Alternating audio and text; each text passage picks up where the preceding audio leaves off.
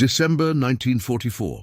Deep in the Ardennes forest, the rumble of tanks and the crackle of gunfire defined the night. Yet thousands of miles away, something almost unimaginable was taking shape in the factories of America. On that single day, a staggering 1,500 aircraft rolled off assembly lines, fighter planes, bombers, and transport craft, engines roaring into life as if the nation itself were awakening to war. Hitler had laughed at the United States. His generals had dismissed American industry as soft, slow, incapable of sustaining a real conflict. They had underestimated the scale, the speed, the ingenuity that lay dormant across the Atlantic. To understand this, one must picture the chaos of late 1944.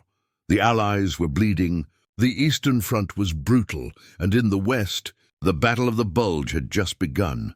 Adolf Hitler's Ardennes offensive was a desperate gamble, a last attempt to split the Allies and reclaim momentum. His eyes were fixed on Europe, but the war he thought he controlled was quietly shifting continents. The factories of Detroit, Seattle, and St. Louis were humming with an almost industrial symphony, riveting, welding, testing, and shipping planes faster than any military strategist had predicted. Inside these plants, the transformation was more than mechanical. It was psychological. Skilled workers, many who had never touched a rivet before the war, became machinists, assemblers, engineers. Women entered the workforce in unprecedented numbers. Their hands, once delicate in domestic life, now shaped the wings that would dominate the skies over Europe and the Pacific. There was a rhythm to it. Men and women working in shifts that blurred day into night, driven by a single relentless purpose: to outproduce the enemy, to outfight the shadow of defeat. The scale was staggering. 2,500 planes in 24 hours. To Hitler, it would have been unthinkable. His spies had reported industrial weakness. His generals had whispered about American inefficiency. Yet here was proof that the United States had achieved what no one thought possible: the capacity to not merely meet the demands of modern war, but to overwhelm them. Each plane represented more than steel and engines. Each was a testament to strategy, to logistics, to a collective will that had transformed ordinary civilians into an unstoppable force. The psychological impact on the Axis was profound, even if they did not fully understand it at the time. How do you fight a nation whose factories can replace your losses faster than you can create them? How do you prepare for a force that does not fear attrition because it produces faster than you can destroy? The German High Command would soon learn that war was not only fought on the battlefield. It was fought in the planning rooms, in the warehouses, and on the assembly lines. And yet, even in America, the story was not one of effortless triumph. Mistakes were constant, explosions were common, and the relentless pace was exhausting. Pilots sometimes received planes with barely tested engines. Engineers were pushed to innovate on the fly. The danger was not only from the enemy, it was in the factories themselves, where human determination met the harsh limits of physics and fatigue. Every successful takeoff was a small miracle. Every aircraft delivered was a quiet victory against the chaos of war. As night fell on that December day, the factories did not pause. They hummed, anticipating the next challenge, the next order, the next push that would keep the war turning. And across the Atlantic, in the frost and fog of the Ardennes, German commanders could not yet fathom the scale of what had just been unleashed. How did a nation once seen as unprepared transform into the greatest arsenal in history? That question would haunt the Third Reich and reshape the course of the war itself. The answer, as it would soon reveal, was as much about human ingenuity as it was about steel and engines. Hitler had long underestimated America. In the minds of the Nazi High Command, the United States was decadent, fractured by racial and economic divides, too focused on consumer goods to master the machinery of modern war. They imagined a nation more concerned with Hollywood and baseball than the grim realities of battlefields. To them, America was a paper tiger, a force that would collapse when pressed, incapable of sustaining the relentless attrition that Europe demanded. By late 1944, this belief was not just opinion, it was doctrine.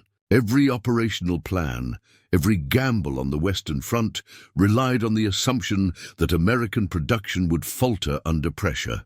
The Ardennes offensive, launched on December 16, 1944, was a direct expression of this hubris. Hitler poured his reserves into a high-stakes maneuver, betting that the Americans could be crushed before their industry could respond. In his mind, victory in Europe was achievable if the Allies could be shocked and demoralized quickly enough. But reality had already diverged sharply from expectation. Across the Atlantic, the sleeping giant, the phrase coined by American newspapers in the early days of the war, was awakening with terrifying precision. Factories that had once produced cars, radios, and household appliances were retooled into sprawling arsenals of war. Entire cities hummed with the orchestration of production lines that transformed raw materials into bombers and fighters at a pace that confounded the Axis intelligence. The scale was overwhelming, the efficiency unmatched. Hitler's misjudgment was not merely strategic, it was psychological. He assumed that American soldiers would be inexperienced, that the citizenry would lack resolve, and that a prolonged war would break the economy and the spirit. What he did not anticipate was the unity born of necessity, the collective focus that transformed civilians into warriors of production. Engineers designed, assembly line workers built, and pilots trained in a cycle so rapid it seemed almost supernatural. Every month, every week, the pace increased. What the Nazis interpreted as American softness was, in reality, a reservoir of hidden strength. The consequences of this miscalculation were already rippling across the battlefields of Europe. As the Ardennes offensive began, German commanders faced a paradox: tactical surprise against an opponent whose industrial backbone could replace losses faster than the Wehrmacht could inflict them. Tanks destroyed in the forests, soldiers lost in snow and mud. Each small victory for the Germans was offset by an invisible, inexorable tide rising from factories thousands of miles away. By the winter of 1944, it became clear that Hitler's assumptions were fatally flawed. His strategy had been designed against a ghost, a weak, unprepared America, and instead, he faced a nation awakening with mechanical precision, psychological resilience, and an unrelenting drive to dominate the skies and seas. The more he gambled, the more he underestimated the scale of what was coming. Across the Atlantic, workers did not celebrate. They did not pause to marvel at the numbers. They simply continued day by day, building the instruments of liberation. Each rivet, each engine test, each plane that roared off the assembly line was a silent counterstroke against the Axis's fatal miscalculation. But this awakening was only beginning. Across oceans and continents, the American war machine was about to demonstrate a capacity that would shock the world. The Axis powers could not yet comprehend the force they had underestimated, the full scale of the industrial juggernaut they had dismissed as fragile. And so, as the snow fell over the Ardennes, a question hung in the icy air. How could a nation once deemed unfit for war unleash a power that would alter the course of history? In the winter of 1941, before the guns of Europe had fully reached American shores, President Franklin D. Roosevelt issued a phrase that would echo through history. The United States would become the arsenal of democracy. It was more than a rallying cry. It was a declaration of transformation, a vision to convert an entire nation's economy into a weapon of war. Ordinary factories, once producing consumer goods for peaceful life, were suddenly thrust into the service of survival itself. Car plants became assembly lines for fighters. Typewriter factories forged the blueprints for precision instruments. Washing machine companies pivoted to the construction of aircraft engines and artillery. The machinery of everyday life was now dedicated to the machinery of war. Detroit, the Motor City, became the beating heart of this transformation. Its sprawling assembly lines, previously devoted to vehicles that traversed city streets, now produced bombers that would traverse oceans. Within months, Detroit earned a new title, the bomber factory of the world.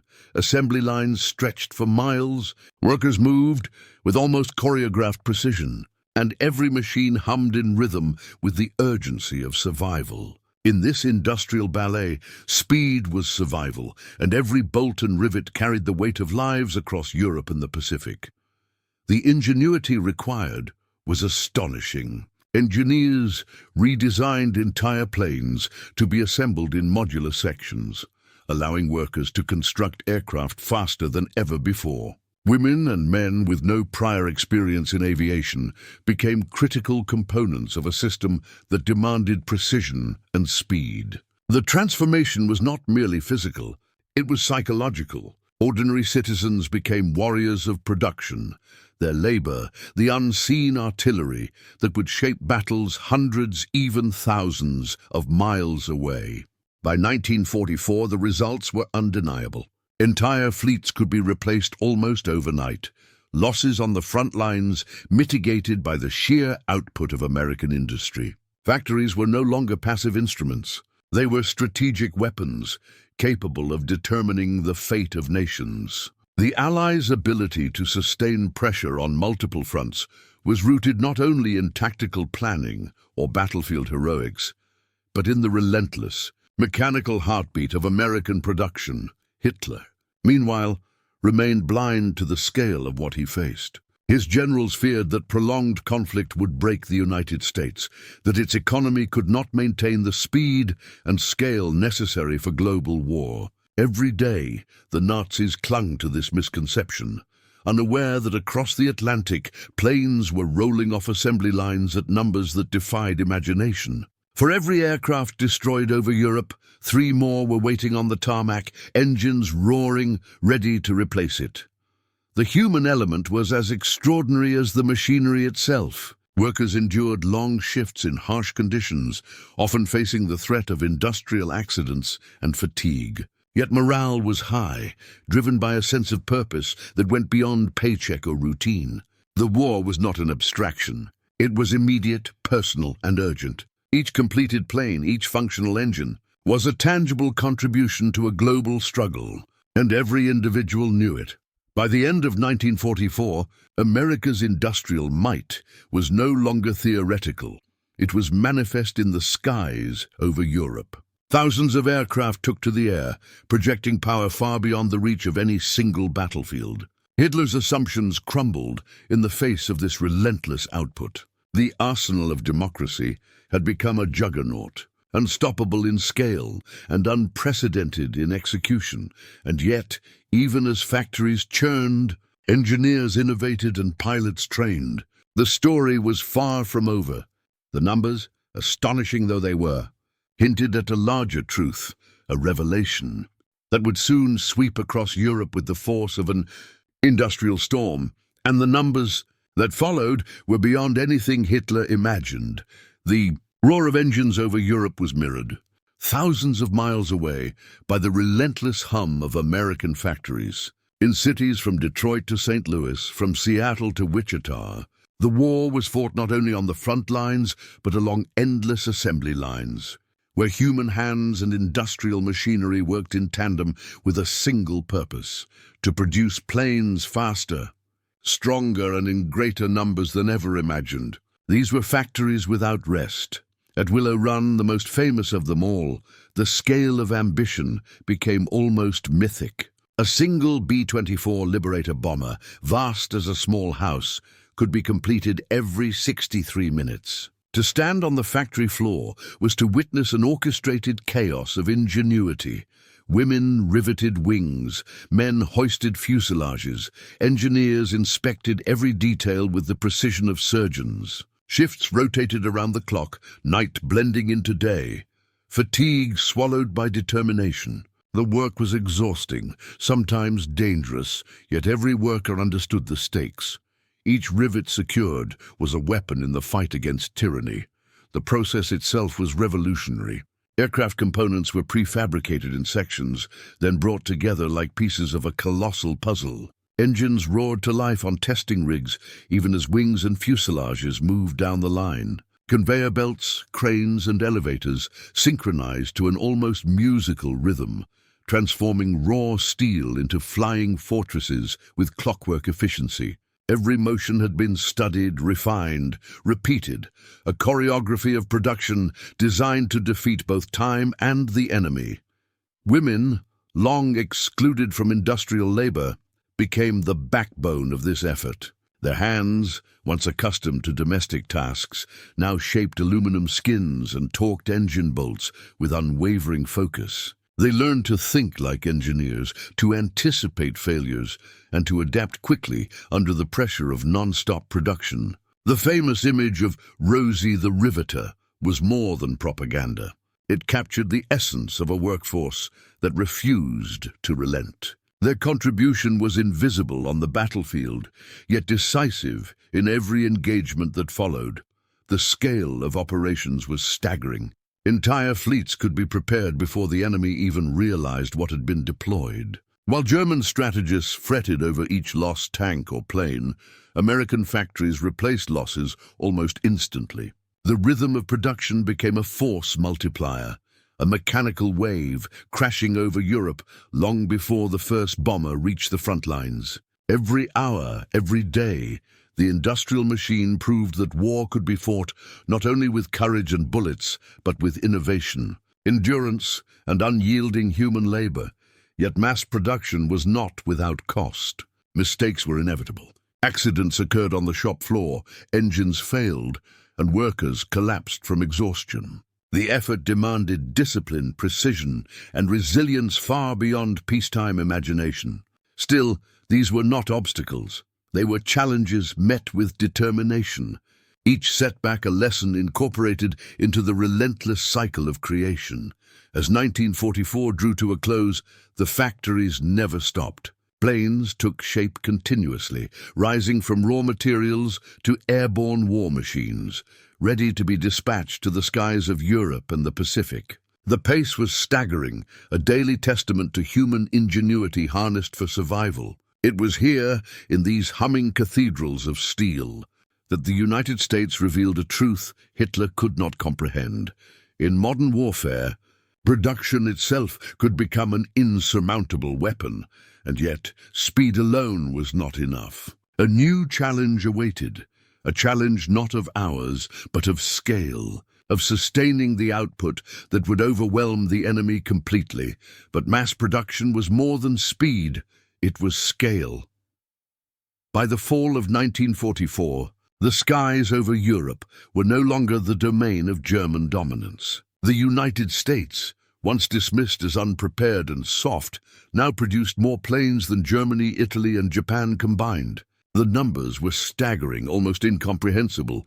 Fleets of B-17 flying fortresses, B-24 Liberators, P-51 Mustangs, and transport planes poured into the theater of war, each new day bringing hundreds more. The sheer volume of machines transformed the aerial battlefield into a relentless torrent of steel and fire. For German commanders, the reality was shocking. Every raid, every interception, was a struggle against an enemy whose capacity to replenish losses far outstripped their own. What once might have been a manageable attrition rate now became a death sentence in slow motion. Planes fell from the sky over Cologne, over the Rhine, over the forests of the Ardennes, and yet more planes arrived to take their place. The Germans were learning a brutal lesson. The war could no longer be fought only with tactics on the ground. It was now dominated by industrial endurance and the psychological weight of overwhelming air power. The B-17s, nicknamed the Flying Fortresses, symbolized the scale of the U.S. effort. Their armor and firepower allowed them to penetrate deep into enemy territory, bombing strategic targets with ruthless efficiency. Alongside them, the B-24 Liberators, longer range and faster to produce, added to the relentless pressure. P-51 Mustangs, agile and deadly, dominated the skies, escorting bombers and engaging Luftwaffe fighters with unmatched precision. Every sortie was an extension of the factory floor, a tangible manifestation of American industrial might. The psychological effect on German soldiers was profound. In the Ardennes, during the freezing nights of December 1944, they would look up to see formations stretching as far as the eye could see, engines roaring like a mechanical storm. Every soldier, every tank crew, every commander understood the implication. No matter how many planes they shot down, more were coming. The sky itself had become a weapon, one that oppressed the enemy not through cunning alone, but through sheer, unrelenting presence. Even in the chaos of battle, the human dimension was undeniable. Pilots in their cockpits faced death hundreds of feet above the ground, navigating flak, fighter attacks, and treacherous weather. Yet they were buoyed by the knowledge that replacements were never far behind, that the assembly lines of America continued without pause. Meanwhile, soldiers on the ground witnessed the skies raining fire and steel, their morale buckling under the awareness that they faced an opponent who could outproduce, out-equip and outlast them. The scale was almost incomprehensible. Hundreds of bombers and fighters in the air at the same time, their formation patterns, precise and relentless, created a mechanical symphony of war. Each engine, each wing, each gun turret was a note in the composition, a relentless crescendo that left no room for hesitation. Factories on the other side of the ocean dictated the tempo of battle. Production lines determined the rhythm of combat, and the German military could only respond, never initiate. By the end of 1944, the lesson was clear. Hitler had assumed America would crumble under pressure, that its armies and industry would falter in the face of war. Instead, the United States had transformed its economy, its workforce, and its psychology into a single, coordinated weapon. The skies were now an unbroken chain of steel, a continuous reminder of a foe who had mastered not only tactics but the art of industrial warfare. And for German soldiers, the proof came in terrifying waves overhead. By early 1945, the Luftwaffe, once the pride of the Third Reich, was gasping for air, both literally and figuratively. German air power, which had dominated European skies in the opening years of the war, now faced an opponent whose sheer industrial scale made dominance impossible. The relentless influx of American aircraft, bombers, fighters, and transports overwhelmed the Luftwaffe's capacity to respond. It was not failure in tactics or bravery that doomed them. It was simple mathematics, multiplied by relentless production. Fuel shortages crippled operations. German pilots found themselves grounded not by enemy fire, but by the inability to fly. Factories, once capable of repairing and producing aircraft, had been systematically destroyed by Allied bombing campaigns. The infrastructure that had once supported the Luftwaffe was now a series of shattered runways, empty assembly lines, and silent hangars. Those who could take to the skies often flew against impossible odds. Formations of American bombers escorted by swarms of P-51 Mustangs, their guns trained, their formations coordinated, their numbers overwhelming. Even the most experienced German aces, veterans of campaigns from France to the Eastern Front, were rendered ineffective. Outnumbered 50-1, they became a symbolic, tragic resistance rather than a decisive force. Each engagement became a desperate attempt to delay the inevitable, each sortie a gamble with near certain loss. The psychological toll was enormous. Pilots, who had once been celebrated as heroes, now faced an unending storm of steel and fire, and every mission brought the knowledge that reinforcements were not coming. Their skill, courage, and ingenuity, once decisive factors in battle, could no longer counteract the industrial juggernaut arrayed against them. The collapse of the Luftwaffe had strategic consequences that reverberated across every battlefield. Without air cover, German ground forces became increasingly vulnerable to Allied bombing campaigns and tactical airstrikes. Convoys moving through the Reich's dwindling territories were torn apart from above. Tank columns advancing in the Ardennes or along the Rhine were exposed to machine guns, rockets and bombs, raining from planes they could not hope to intercept. The imbalance in the air translated into an imbalance on the ground, and soon the Wehrmacht was fighting a war in two dimensions, under pressure from the skies and on the soil. For Hitler, the realization was devastating. It was not merely that individual battles were being lost. It was that the skies themselves had been surrendered. Air superiority, which had once been a tool of tactical dominance, was now irretrievably in Allied hands. The dream of turning back the tide in Europe relied on control of the air, yet that control had vanished under the relentless production and deployment of American aircraft. The Third Reich's ability to respond had been stripped down to a fraction of what it once was, leaving Hitler increasingly desperate, his strategies desperate, his men increasingly demoralized. Even as winter gave way to early spring, the American aerial advantage did not falter. Bombers continued their ceaseless raids. Factories were rebuilt faster than they were destroyed, and replacements for lost planes and pilots arrived in waves. The Luftwaffe, battered and exhausted, could only witness the tide rolling over them, powerless to stop it. Each flight was a gamble, each mission a testament to bravery overshadowed by overwhelming industrial force. By February 1945, during operations such as Frühlingswind, the imbalance became undeniable. German commanders could no longer plan offensives that relied on air support. Defensive operations became desperate measures against an enemy whose planes now dominated the day, the night, and the very morale of the soldiers below. The sky, once a strategic advantage, had become a weapon wielded entirely by the Allies. For Hitler, the nightmare wasn't just losing battles, it was losing the skies entirely.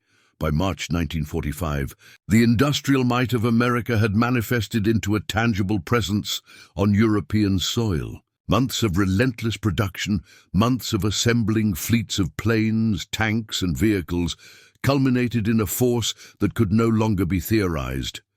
It had arrived. American divisions moved across France and Germany with a precision that mirrored the factories from which they came. Tanks rumbled through the Rhine plains, artillery pieces roared from their positions, and waves of aircraft dominated the skies, turning what had once been the heart of Nazi power into a theater of Allied supremacy. The late war entry of US forces was not a mere reinforcement.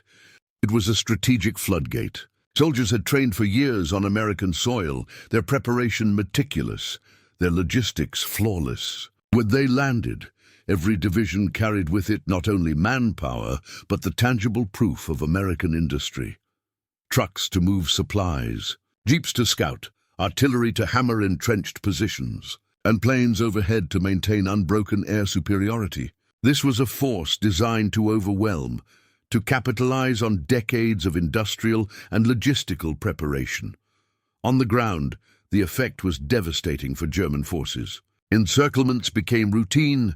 Positions that had once seemed impregnable were swiftly overrun, and morale collapsed under the combined pressure of relentless bombardment and the visible presence of mechanized American might. Cities like Cologne, still bearing the scars of previous raids, witnessed renewed assaults from armored columns moving with machine-like coordination. By April, the Ruhr Pocket, the industrial heart of Germany, was surrounded, a testament to strategic planning amplified by industrial capacity. The psychological dimension of this late war entry cannot be overstated. German soldiers, long hardened by years of combat, now faced an opponent whose scale was incomprehensible. They watched as tanks and trucks flowed over roads, as planes patrolled the skies in unbroken waves, as artillery shells struck with uncanny regularity. Each engagement underscored a terrifying reality. No individual skill, no defensive position, no tactical maneuver could counter the momentum of a nation operating at the peak of its industrial and military capacity.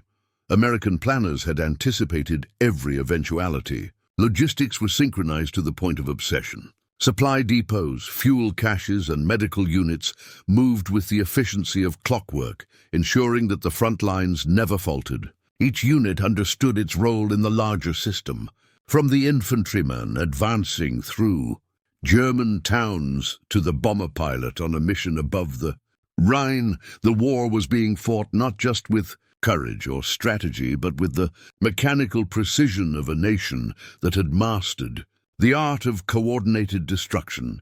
The cumulative effect was evident by March 45. German forces were retreating, fractured and disoriented. Attempts to regroup were thwarted by air attacks and rapid armored advances. Communication lines were severed, supply routes destroyed, and every defensive action met with the unyielding momentum of American might. The once dominant Wehrmacht now faced the full consequence of having underestimated the United States, of having believed that production and preparation were secondary to tactics alone. March was more than a month on the calendar. It was a turning point, a vivid demonstration that American industry and strategy honed over years could be deployed with devastating effect. Each battlefield action reflected not just planning, but the relentless human labor that had powered every engine, every tank, and every plane. The enemy was no longer theoretical. It was tangible, mechanized, and unstoppable. And yet, even as the Allied columns advanced, German forces clung to hope, unaware that the tide had already become irreversible. April 1945.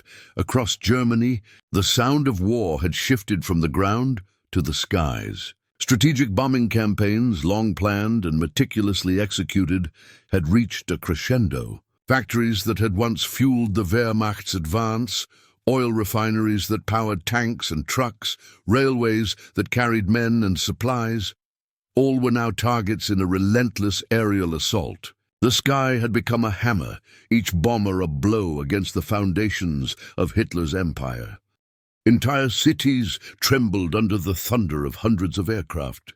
Cologne, Frankfurt and Hamburg bore the scars of destruction, streets littered with rubble, factories silenced, and civilian populations displaced by waves of bombs. From the air, the devastation was systematic, almost surgical. Precision targets were struck first. The heart of industry, the arteries of transport, the veins that supplied the lifeblood of a war machine. Every raid reduced the Reich's capacity to respond. And every sortie reminded German commanders of a terrifying truth. Their infrastructure, no matter how fortified, was vulnerable to a force that had mastered both scale and coordination. The psychological impact on German workers and soldiers was as severe as the physical destruction. Men who had spent years repairing engines, maintaining tanks and keeping railways operational watched helplessly as their labor was obliterated from above. Entire industries were paralyzed overnight. Supplies could no longer reach the front. Fuel shortages grounded planes, stalled tanks, and immobilized troops. The rhythm of war, once dictated by German command, was now dictated by American production and aerial dominance. American bombers were not merely instruments of destruction. They were symbols of industrial and strategic supremacy. B-17s and B-24s flew in formations so vast they darkened the sky, their engines a mechanical roar that resonated across towns and forests. P-51 Mustangs escorted them, ensuring the bombers reached their targets and returned safely. Each mission was the product of months, even years, of meticulous planning, a testament to the synchronization of factories, aircrews, and logistics on a scale Hitler had never imagined. The cumulative effect was catastrophic. German factories struggled to recover from repeated raids. Production lines were destroyed, assembly schedules disrupted, and workers exhausted. Resources diverted to repair and reconstruction only delayed the inevitable collapse. The war machine that had once seemed invincible now staggered under the pressure of relentless aerial punishment. For soldiers in the field, it was not just the destruction of supplies that mattered. It was the awareness that their enemy could replace what was lost faster than it could be destroyed. Even Hitler's strategies could not compensate. The empire's industrial heart had been exposed, and every raid chipped away at its ability to sustain combat operations. Cities burned, railways were severed, and oil depots exploded in a rain of fire. What remained of German resistance became increasingly desperate, ad hoc, and ultimately futile. The skies, once a realm of possibility, had become a weapon of inevitability.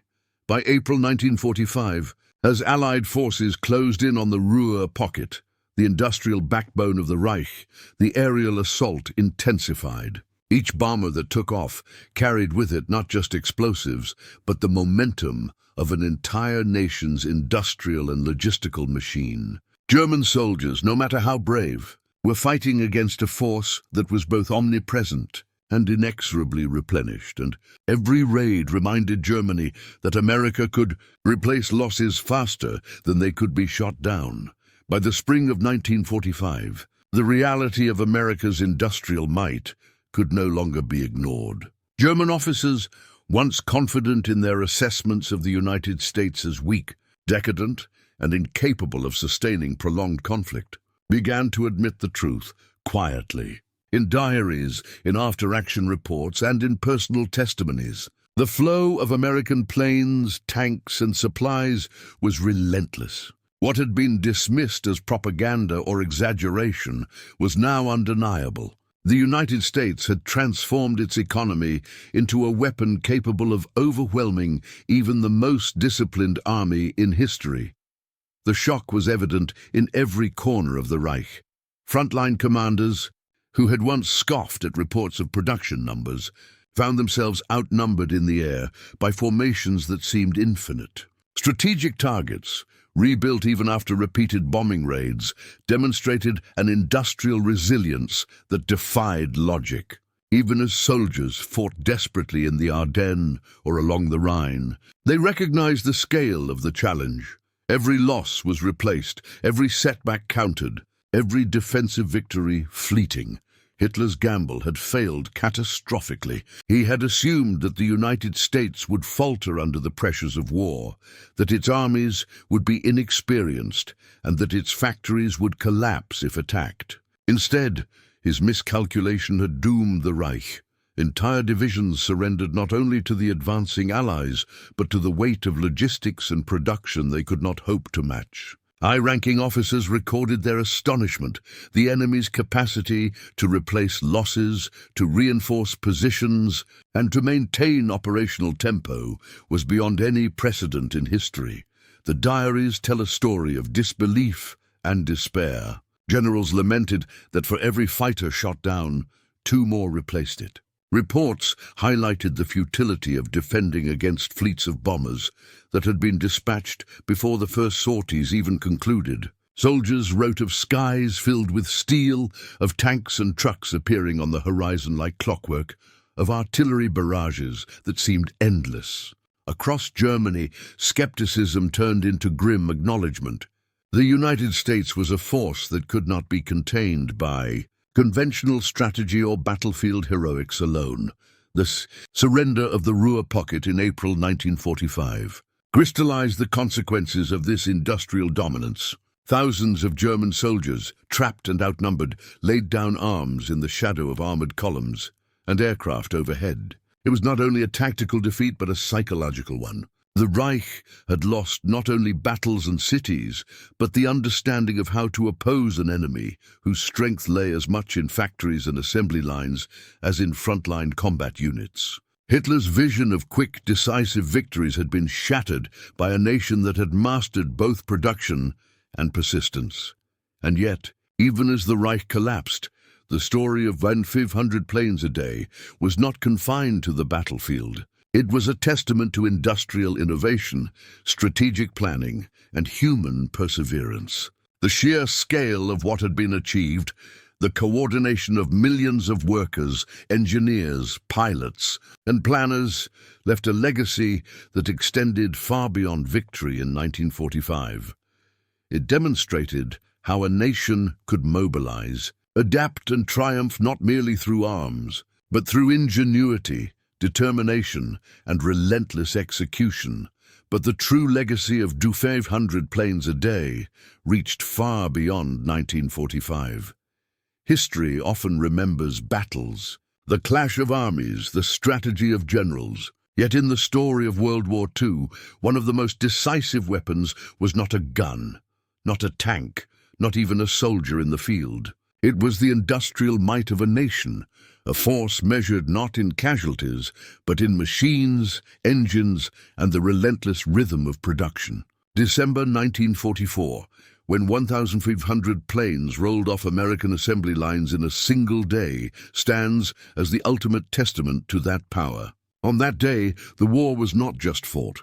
It was redefined. The factories of the United States were vast, humming, living entities. Car plants became aeronautical arsenals. Typewriter and appliance factories became centers of innovation. Across the country, workers, men and women, trained and untrained alike, labored around the clock. Rivets were driven, engines tested, wings assembled with the precision of surgeons. It was a choreography of human determination and mechanical ingenuity, all aimed at one goal: overwhelming the Axis with a force that could not be matched by skill or courage alone. This industrial revolution of war changed the calculus of battle. Hitler's assumption that American society was too soft, too fragmented, too materialistic to sustain modern warfare proved catastrophic. He had underestimated the synergy of a free people mobilized, the combination of innovation, perseverance, and discipline operating at unprecedented scale. By the time U.S. divisions arrived in Europe in March 1945, the enemy was already weakened, worn down not only by bombs and bullets, but by the invisible hammer of factories working without rest. The psychological effect on the Third Reich was profound. German soldiers and commanders alike recognized the futility of resistance against a foe whose supply lines, reinforcements, and air cover were virtually inexhaustible. Every plane destroyed was replaced, every loss countered by fresh machines and fresh men. The industrial rhythm of America dictated the tempo of the war itself. Factories became frontline weapons, their output more decisive than any strategy, more enduring than any fortification. Beyond strategy and tactics, this story is one of human endurance. Workers who had never flown a plane or driven a rivet now became essential components of victory. Women lifted, assembled, and tested the instruments of freedom, while engineers designed innovations that sped production and strengthened aircraft. Their labor, often unseen and unheralded, was as lethal as any battlefield maneuver. The war was won not solely by soldiers, but by the countless hands that made each plane, each engine, each weapon of victory possible. The lesson resonates beyond 1945. Modern warfare, strategy, and even global power are inseparable from the industrial, technological, and human foundations that support them. One historic day, demonstrated how preparation, vision, and relentless execution could turn the tide of history. It showed that the will of a free people, harnessed through ingenuity and perseverance, could achieve what many deemed impossible. In the end, the sound that broke the Third Reich wasn't a gunshot. It was the roar of 1,500 engines taking flight.